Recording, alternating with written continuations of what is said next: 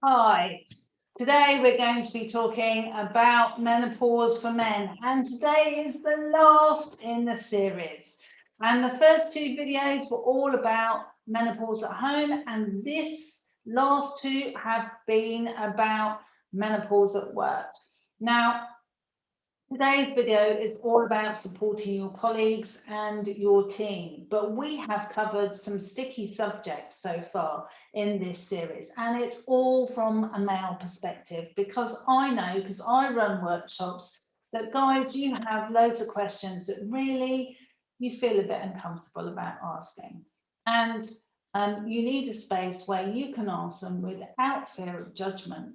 So we've talked about bias and how that plays out and how recognizing that bias is a major opportunity for change.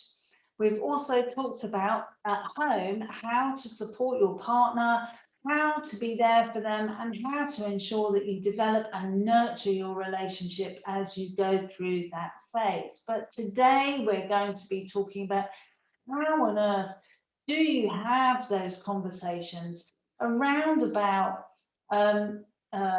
menopause with a colleague or a team member, whether they have opened up the subject about their menopause or not. So if you've been watching these videos, you'll know that there are signs out there that start to indicate that someone is going into their sort of perimenopause. So that's the bit before their actual menopause. So realistically, any woman that is between the age of 40 and 55 will be starting or is in the zone to start experiencing those menopausal symptoms. Although the average is 45 to 55, it's not unusual for women to start to experience something in their early 40s. So maybe you're starting to see that your colleagues or your team members are starting to show some of the more obvious symptoms. So they could be having a hot flush, so getting very hot, maybe a bit sweaty for seemingly no reason at all. They certainly haven't run for the bus. They haven't run a marathon. They haven't just done a load of squats on the floor or done the circuits down in the gym. They're just sat there and they're starting to sweat and go a bit red.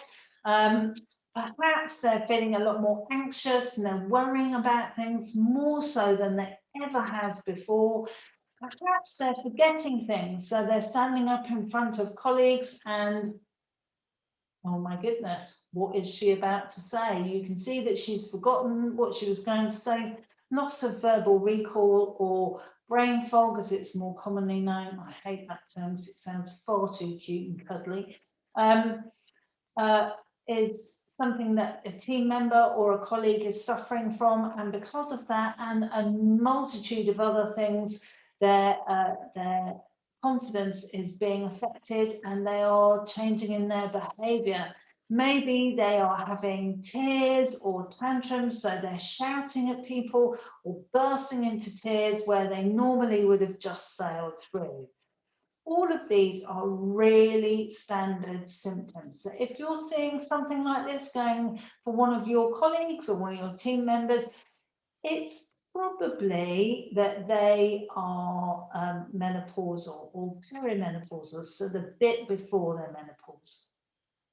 Okay, so what do you do if your colleague or your team member has not declared that they are menopausal, yet you've got this inkling that that's the case? Now, if it's a colleague or a team member for that matter, the first thing to do is start to raise awareness of menopause. So do this indirectly because just in case there's something else going on, you don't want to point the finger and you don't want to say, or you, I think you might be menopausal. That's not really the best approach for all of the reasons that we've discussed many times throughout this.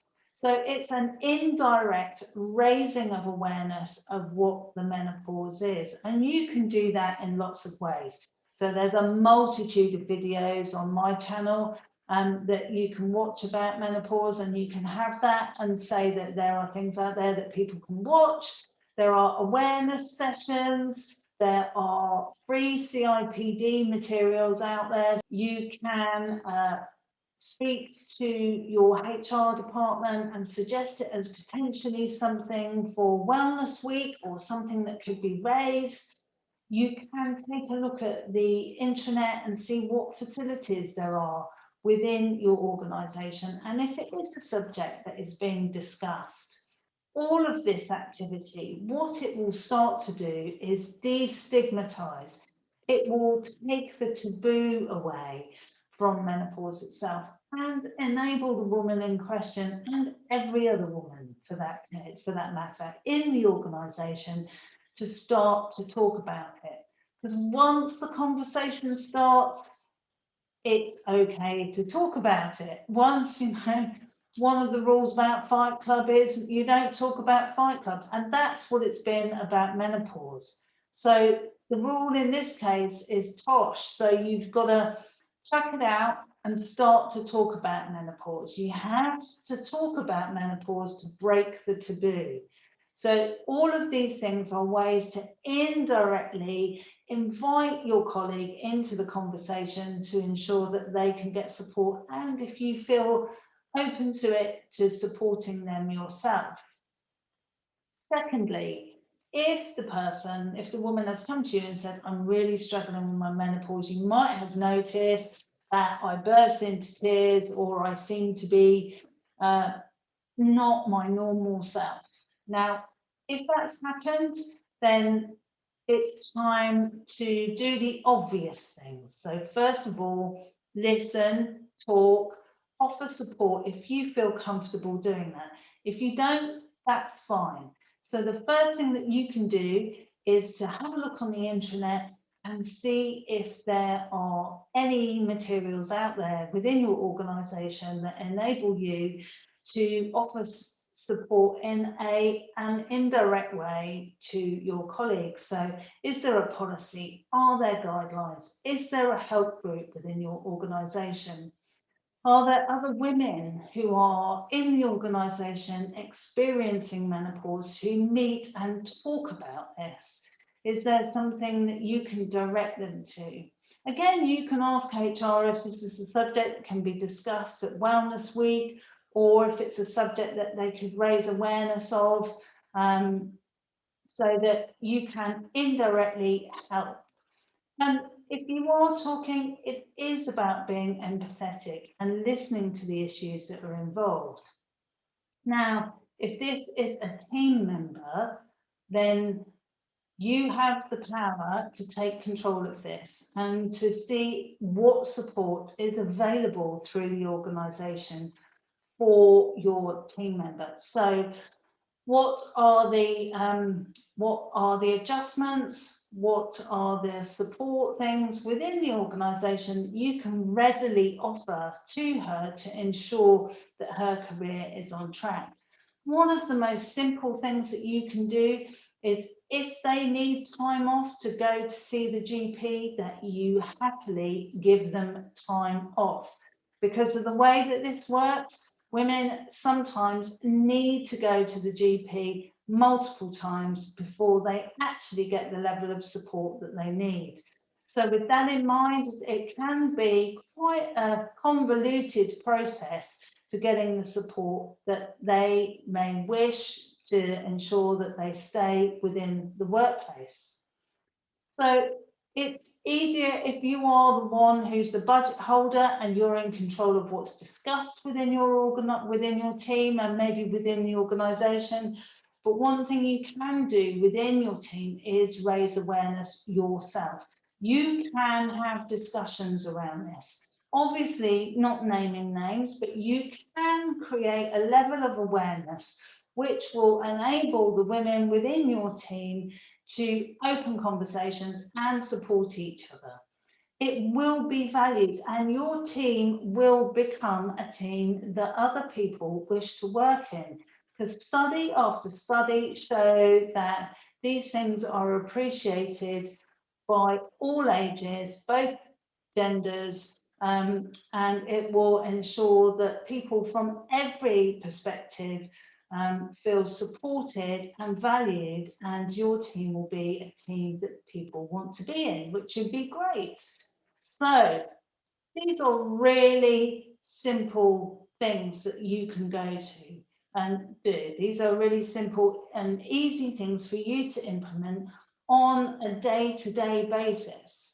So there are obviously different things if the woman has declared that she's menopausal to if she hasn't. But whichever way it goes, with a little bit of knowledge, you can do a whole lot of good. You can support your team member, your colleague, and ensure that they get the support that they need to keep hold of their careers. Well, that's it for this series.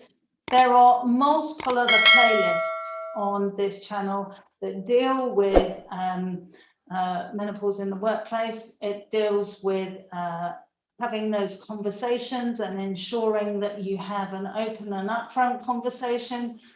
But as a man in the workplace, you are in an amazing position to be an ally to women and to support them through this process. So brilliant, well done you for watching these videos. I'm so delighted that you're here.